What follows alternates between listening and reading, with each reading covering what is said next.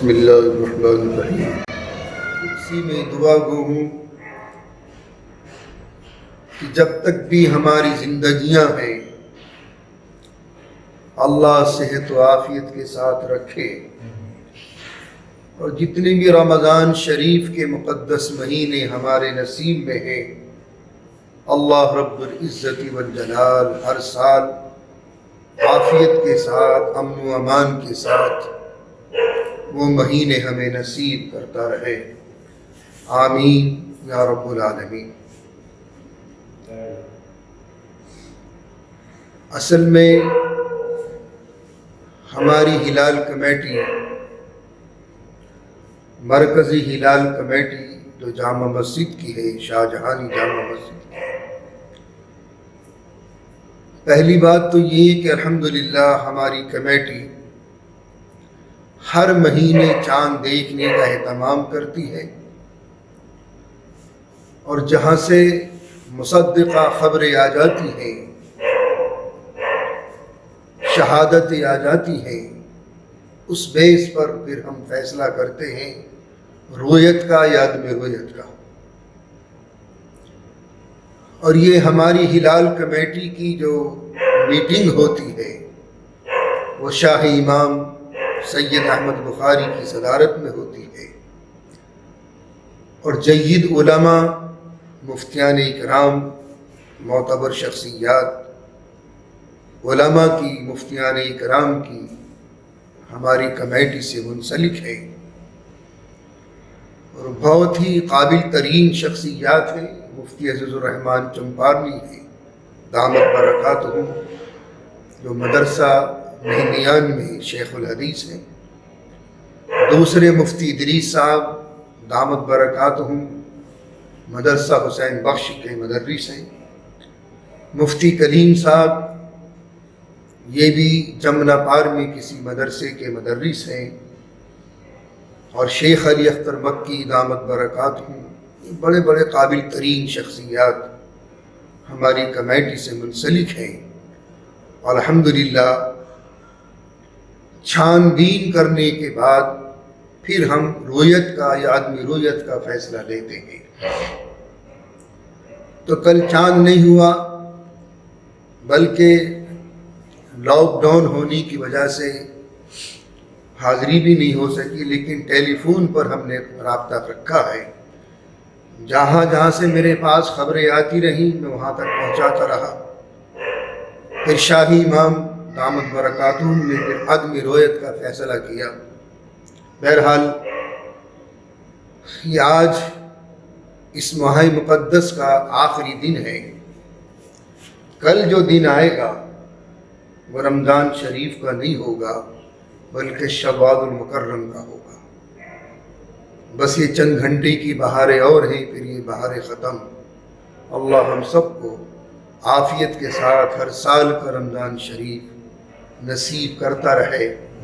یہ رمضان شریف تو بہت ہی غمگین حالت میں عالم اسلام سے گزرا ہے، اور یہ بیماری بھی دنیا کی تاریخ میں رقم ہوگی۔ یہ وبائی مرض جو پھیلا ہوا ہے ایسا کبھی نہ آیا، اور خدا نہ کرے کہ کبھی آئے۔ پوری دنیا کو اپنی چپیٹ میں لے رکھا ہے۔ یہ بیماری بھی ایک تاریخ رقم کر کے جائے گی، اور ہماری نسلیں آنے والی اس تاریخ کو یاد رکھیں گی، اس بیماری کو یاد رکھیں گی۔ بہرحال کل عید کی نماز کے تعلق سے چند مسئلے میں بیان کرنا چاہ رہا تھا۔ آج کا پہلا مسئلہ تو یہ ذہن نشین فرما لیں، چونکہ میرے پاس یہ اطلاعات آ رہی ہیں کہ جو لوگ اپنے اپنے گھروں میں نماز پڑھیں گے عید کی، وہ امام کیسے نیت کرے گا، مقتدی کیسے کریں گے؟ بھئی یہ سرغاب کا پر نہیں ہے، عام طریقے سے جیسے آپ نماز پڑھتے چلے آ رہے ہو، البتہ امام اپنی نیت کرے گا، چاہے وہ کوئی سی بھی نماز ہو۔ امام صرف اپنی نیت کرتا ہے، مقتدی آن کر اس کی اقتداء میں پیچھے اس امام کے وہ نیت کرتے ہیں۔ امام یہ نہیں کہ میں اپنے مقتدیوں کو نماز پڑھا رہا ہوں، یہ نہیں کرے گا۔ امام صرف اپنی نیت کرے گا، نیت کرتا ہوں واسطے نماز کے، نماز پڑھتا ہوں واسطے اللہ تعالیٰ کے، 2 رکعت نماز واجب، عید الفطر 6 زائد تکبیروں کے ساتھ منہ میرا طرف کعبہ شریف کو، اللہ اکبر، یہ تو امام کی نیت ہے۔ مقتدی کیا کہیں گے؟ نیت کرتا ہوں واسطے نماز کے، نماز پڑھتا ہوں واسطے اللہ تعالیٰ کے، عید واجب عید الفطر 6 زائد تکبیروں کے ساتھ پیچھے اس امام کی، یہ مقتدی کریں گے، یہ نیت ہے۔ بہرحال ایک مسئلہ اور ذہن نشی فرما لیں، کل میں نے پہلی رکعت کی ترتیب بتائی تھی۔ عیدین کی نماز میں نمازی شریک ہوا ہے اس وقت میں جب امام نے قراءت شروع کر دی، پہلی رکعت۔ اب یہ بعد میں شریک ہونے والا نمازی نیت کر کے تکبیرات کہہ کر نماز میں شریک ہو جائے، قراءت ہو رہی ہونے دو، آپ اپنی تکبیرات کہہ کر نماز میں شریک ہو جائیں۔ اور اگر یہ آنے والا نمازی اس پوزیشن میں شریک ہو رہا ہے کہ امام رکوع میں چلا گیا اور اسے امید ہے کہ رکوع مل جائے گا، تو جلدی جلدی اپنی تکبیرات کہے اور رکوع میں چلا جائے۔ اور اگر امید نہیں ہے کہ رکوع نہیں ملے گا تو پھر تکبیر کہہ کے، نیت کر کے تکبیر کہہ کے سیدھا رکوع میں چلا جائے اور وہاں رکوع میں سبحان ربی العظیم کی جگہ اللہ اکبر اللہ اکبر اللہ اکبر کہے۔ دوسری رکعت، آنے والا نمازی اس حال میں شریک ہو رہا عید کی کہ پہلی رکعت نکل چکی ہے، پہلی رکعت اس کی نکل گئی۔ اب سلام پھیرنے کے بعد، امام کے سلام پھیرنے کے بعد جب اپنی رکعت پوری کرے گا تو پہلے وہ قرات کرے گا اور رکوع میں جانے سے پہلے تکبیرات کہے گا، یعنی جیسے عید کی دوسری رکعت میں ہوتا ہے۔ اگر یہ بعد میں شریک ہونے والا نمازی اس پوزیشن میں شریک ہو رہا ہے کہ اس کی پہلی رکعت نکل گئی، دوسری ملی، اب امام صاحب کے سلام پھیرنے کے بعد یہ پہلے جب اپنی رکعت کو پوری کرے گا تو پہلے قرات کرے گا اور رکوع میں جانے سے پہلے تکبیرات کہے گا، پھر اپنی رکعت کو پوری کرے گا۔ اور اگر بالاتفاق دونوں رکعتیں نکل گئیں، قاعدہ آخرہ میں شریک ہو رہا ہے، قاعدے میں ہے نمازی، امام قاعدے میں بیٹھا ہوا ہے، تو اب یہ دونوں رکعتیں اسی ترتیب سے پوری کرے گا جیسے کہ نماز کی ہوتی ہے۔ ثنا تو پڑھ چکا، ضروری نہیں پڑھنا اس کو، لیکن تکبیرات کہے گا قرات سے پہلے، پہلی رکعت کی طرح، اور اسی طریقے سے تکبیرات کہہ کے پھر وہ اپنی قرات پوری کرے گا، پھر رکعت پوری کرے گا۔ اور رکعت ثانیہ میں، دوسری رکعت میں وہی ترتیب رہے گی کہ پہلے قرات کرے گا اور رکوع میں جانے سے پہلے تکبیرات کہے گا، پھر انشاءاللہ اس کی دوسری رکعت بھی پوری ہو جائے گی۔ یہ ہے دونوں رکعتوں کی ترتیب اس نمازی کے لیے جو بعد میں شریک ہونے والا ہے۔ اب اس کی نیت بھی آپ ذہن نشی فرما لیں، ترتیب نماز کی نیت باندھنے کے بعد، پہلی تکبیر پر نیت باندھنے کے بعد امام کی ثنا پڑھیں گے، جو عید الفطر اور عید الاضحیٰ کی ایک ہی ترتیب ہے۔ ثنا پڑھنے کے بعد پھر امام تکبیرات کہے گا، دوسری تکبیر پر آپ دونوں ہاتھ کانوں تک اٹھائیں گے، اللہ اکبر کہتے ہوئے چھوڑ دیں گے۔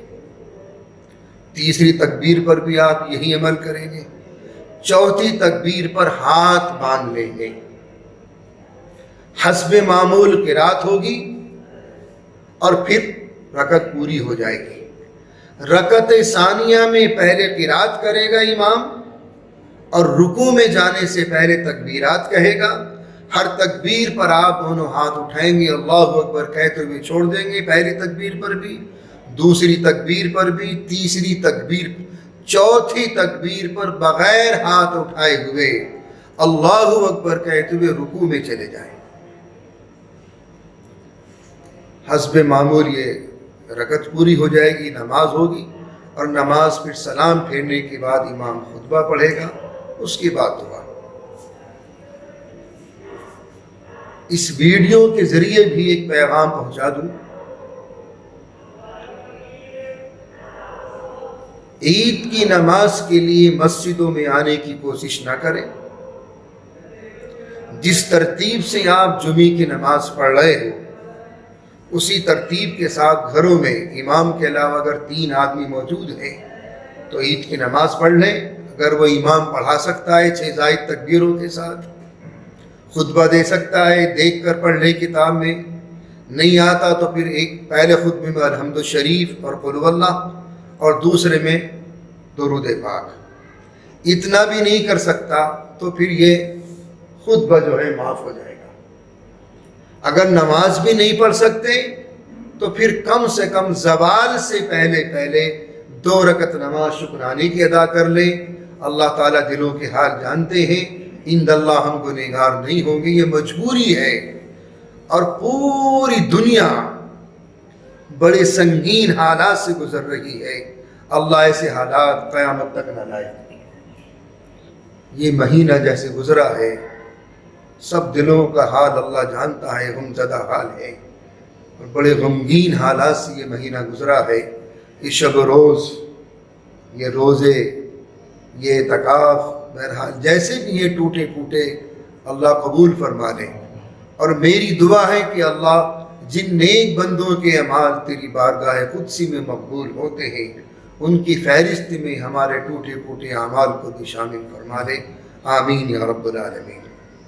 چلتے چلتے میں اس بچے کو بھی اور سلمان کی تمام پوری ٹیم کو مبارکباد دیتا ہوں، اور دعا کرتا ہوں کہ انہوں نے میرے اس پروگرام کو پورے مہینے اس ویڈیو کے ذریعے سے یہ چند مسائل جو روزمرہ ہمارے کام آنے والے تھے وہ آپ تک پہنچائے۔ اللہ ان کی کوششوں کو قبول فرما لے، اور انشاءاللہ زندگی بخیر رہے آپ کی اور ہماری۔ تو مسائل کے تعلق سے پھر انشاءاللہ اگلے سال رمضان شریف میں ملاقات ہوگی۔ وآخر دعوانا الحمد للہ رب العالمین۔